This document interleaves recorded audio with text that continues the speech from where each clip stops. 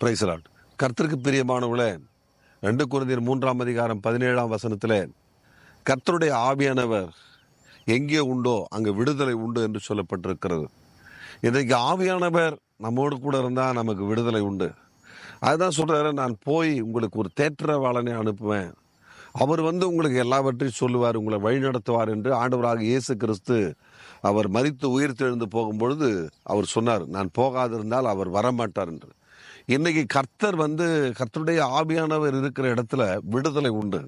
இன்றைக்கு ஆண்டவருக்கு பிரியமான அன்பு சகோதர சகோதரிகளே, இன்னைக்கு நம்ம ஆண்டவரை ஆராதிக்கிறோம், திருச்சபைக்கு போகிறோம். நமக்குள்ள ஆவியானவர் இருக்கிறாரா? ஆவியானவர் இருக்கிறாருன்னா நமக்கு விடுதலை உண்டு. ஆவியானவர் நம்ம கூட இல்லை, நிச்சயமா விடுதலை இல்லை. அப்ப கர்த்தருடைய ஆவியானவர் எங்கே உண்டோ அங்கே விடுதலை உண்டு என்று பவுல் 2 கொரிந்தியர் 3:17 ஏன் சொல்ல வேண்டாம்? ஆண்டவருக்கு பிரியமானவர்களே, இன்றைக்கு கர்த்தருடைய ஆவியானவர் உன் வாழ்க்கையில, உன் குடும்பத்துல, உன் பொருளாதாரத்துல, உன் பிசினஸ்ல வரப்போறார்.